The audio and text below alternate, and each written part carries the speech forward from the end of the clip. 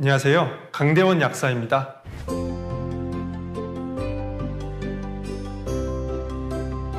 오늘은 영유아 성장에 필요한 영양과 습관에 대해서 말씀드리겠습니다. 우리 아이가 잘 자라게 하기 위해서 가장 중요한 시간은 생애 첫 1000일이라고 합니다. 여기서 말하는 생애 첫 1000일은 태어난 뒤부터 1000일이 아니고요. 엄마 뱃속에서 보내는 270일과 태어난 뒤에 2년, 즉 만 2살까지를 뜻합니다. 이때가 왜 중요하냐면 일생 중에 몸과 뇌가 가장 빠르게 성장하는 시기이기 때문입니다.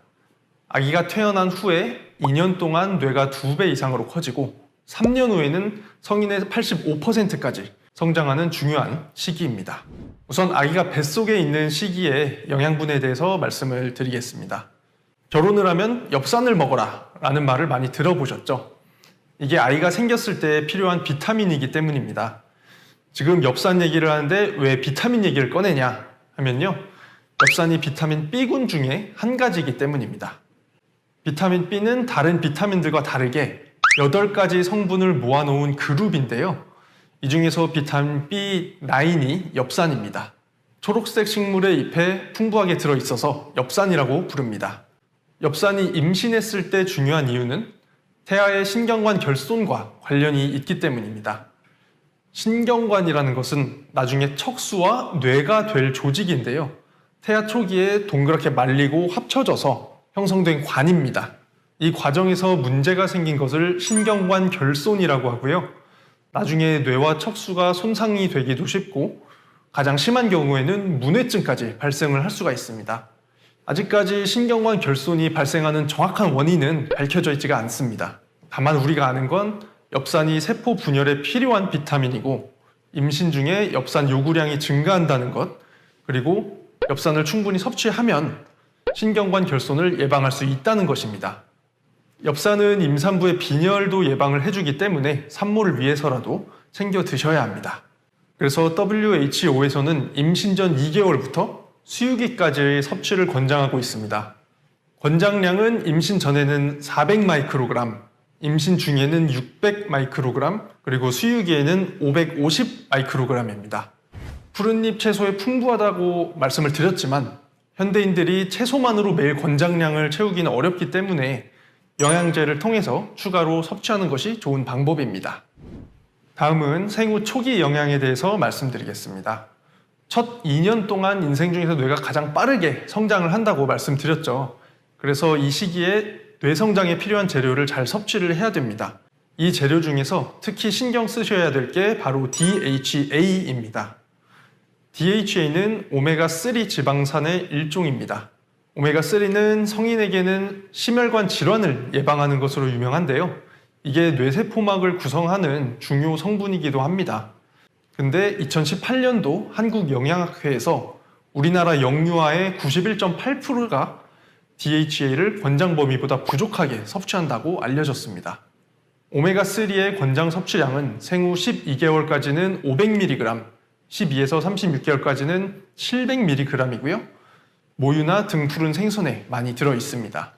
그런데 만약에 모유 수유가 쉽지 않거나 등푸른 생선을 많이 드시지 않아도 걱정을 안 하셔도 됩니다.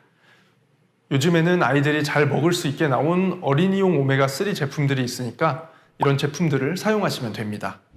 아이들의 뇌 발달도 중요하지만 키 성장도 중요하죠. 흔히들 부모님이 커야지 아이가 커진다고 생각을 하시겠지만 의외로 환경적인 영향이 생각보다 크니까 포기하시면 안 됩니다.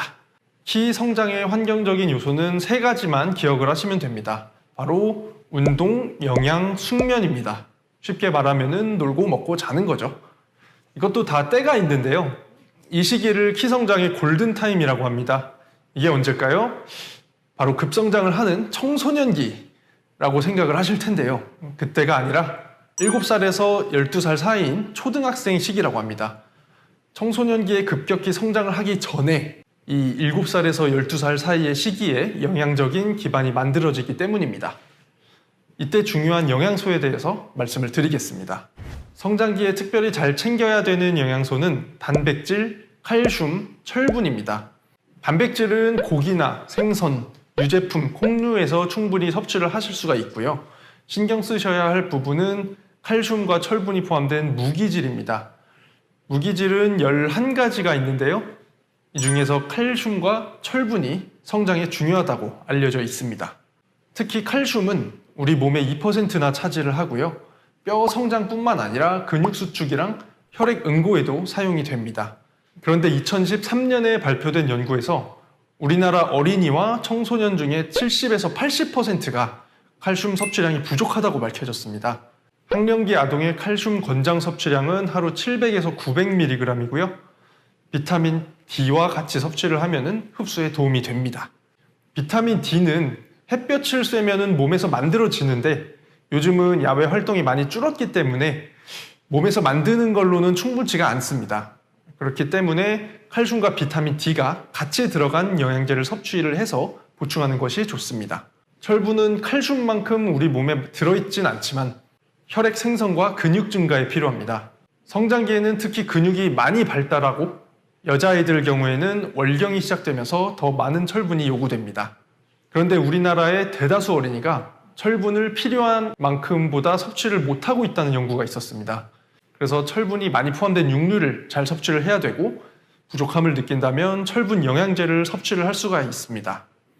이때 비타민 C와 같이 드시면 비타민 C가 철분과 결합을 해서 몸에서 흡수되기 좋게 만들어주니까 비타민 C가 풍부한 과일이나 영양제와 함께 드시면 더 좋습니다. 여기서 주의할 점이 있는데요. 칼슘과 철분이 흡수되는 경로가 같기 때문에 이 둘을 같이 먹으면 서로 흡수를 방해하게 됩니다. 그래서 영양제를 드신다면 철분은 식사 전에 비타민 C와 함께 드시고 칼슘은 비타민 D와 함께 식사 후에 드시는 게 좋습니다. 네, 지금까지 뇌와 키 성장에 대한 영양소에 대해서 말씀을 드렸습니다. 이 영양가 외적인 부분을 말씀을 드리자면요.